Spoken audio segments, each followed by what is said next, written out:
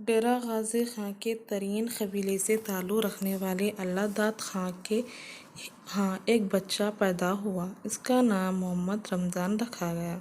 رمضان ہونہار طالب علم نکلا۔ تعلیم مکمل کرنے کے بعد بطور انگلش ٹیچر سرکاری ملازمت اختیار کر لی۔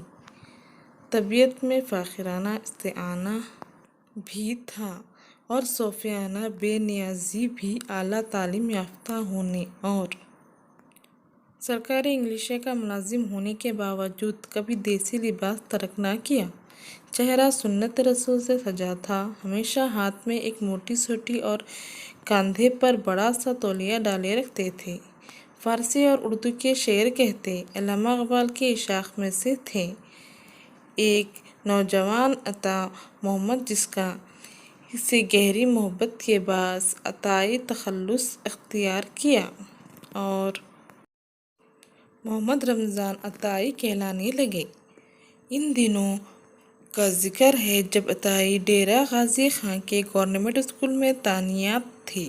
انہی دنوں میں ان کے قریبی شناسا مولانا محمد ابراہیم ناگی بھی ڈیرہ غازی خان کے سب سے جج تھے۔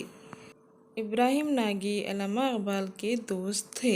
ایک دن مولانا ابراہیم لاہور کے علماء سے ملاقات ہوئی۔ واپس آئے تو سرشام معمول کی محفل جمی۔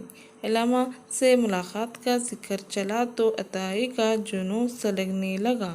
مولانا نے جیب سے کاغذ کا ایک پرزہ نکال کر عطائی کو دکھایا۔ یہ علماء کی اپنی تحریر تھی۔ مولانا کہنے لگے، لو عطائی۔ عطائی کو دکھایا، یہ علماء کی اپنی تحریر تھی۔ مولانا کہنے لگے، لو عطائی، علامہ صاحب کی تازہ رباعی سنو۔ پھر وہ ایک عجب پرکیف انداز میں پڑھنے لگے۔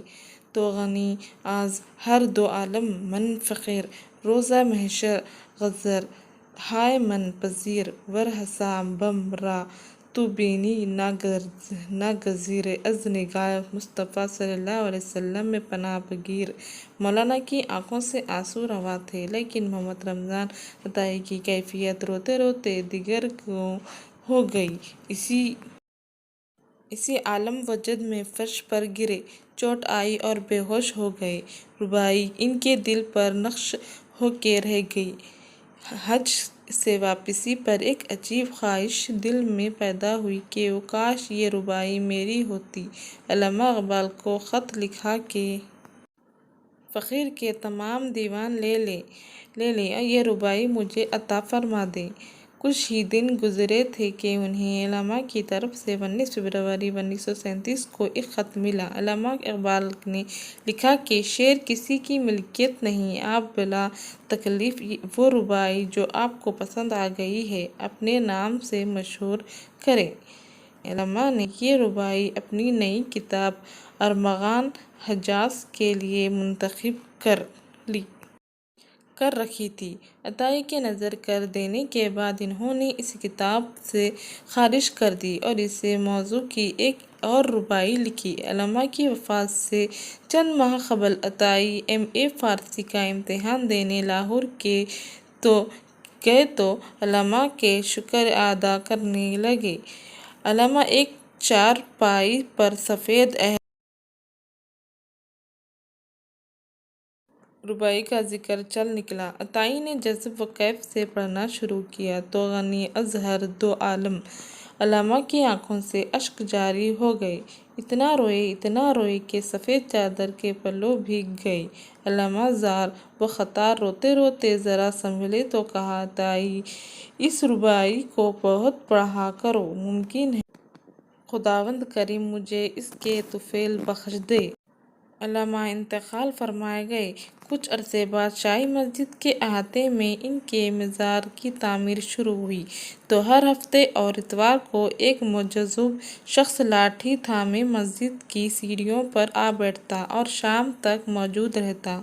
وہ زیر تعمیر مزار پر نظریں گاڑے ٹک ٹک ٹک دیکھتا رہتا، کبھی ایکائک زاری شروع کر دیتا کبھی طوائف کے انداز میں مزار کے چکر کاٹنے لگتا۔ اس کا نام محمد رمضان عطائی تھا۔ محمد رمضان عطائی 1968 میں اس جہاں سے فانی سے رخصت ہو گئے۔ انہوں نے اپنی وصیت میں لکھا، میرے مرنے پر اگر کوئی وارث موجود ہو تو یہ رباعی۔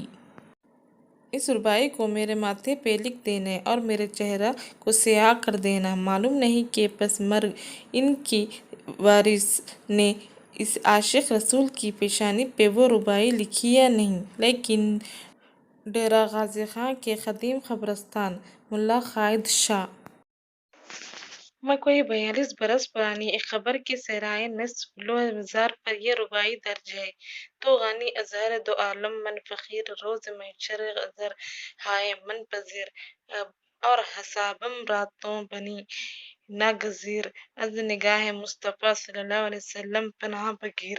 اے اللہ تو دو جہاں کے عطا کرنے والا ہے، جبکہ میں تیرا مانگتا و فقیر ہوں۔ روز محشر میری معذورت پذیری کو قبول فرمانا اور مجھے بخش دینا۔ اگر پھر بھی میرے نامہ اعمال کا حساب ناگزیر ہو تو پھر اے میرے مولا اسے میرے آقا مصطفیٰ صلی اللہ علیہ وسلم کی نگاہوں سے پوشیدہ رکھنا، کیونکہ میں ایک گنہگار امتی کی حیثیت سے اپنے آقا کا سامنا کرنے کی ہمت نہیں